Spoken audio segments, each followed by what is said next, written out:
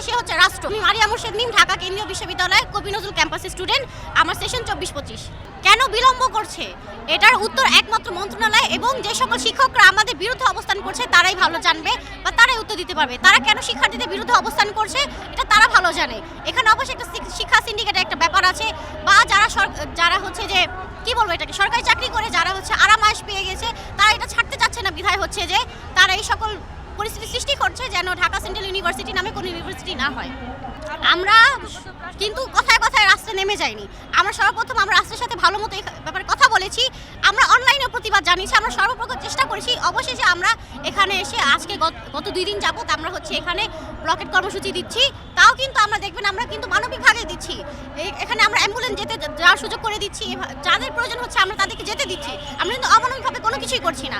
আর আরও একটা কথা, যে পথচারীদের যে ভোগান্তি সৃষ্টি হচ্ছে, এখন দেখেন আমি এই দেশের নাগরিক, পাশাপাশি আমি এখানে শিক্ষার্থী।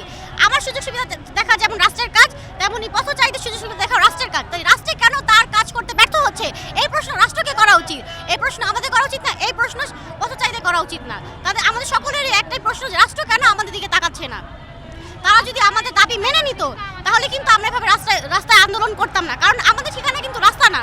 আমরা শিক্ষার্থী, আমরা ক্যাম্পাসে থাকবো, আমরা পড়াশোনা করবো, আমরা পড়ার টেবিলে থাকবো। আমরা কেন রাস্তাঘাটে কর্মসূচি করব? এটা তো আমাদের সাথে যায় না। তাই রাষ্ট্রের উচিত কি? রাষ্ট্রের উচিত হচ্ছে পথচারী যারা আছে বা যারা সাধারণ জনগণ আছে তাদেরকেও নিরাপত্তা নিশ্চিত করা, তাদের সমস্ত সুযোগ সুবিধা দেওয়া, এবং যারা শিক্ষার্থী আছে আমাদের সকল সমস্যার সমাধান করা। তাই এখানে সবচেয়ে ব্যর্থ যে হচ্ছে সে হচ্ছে রাষ্ট্র।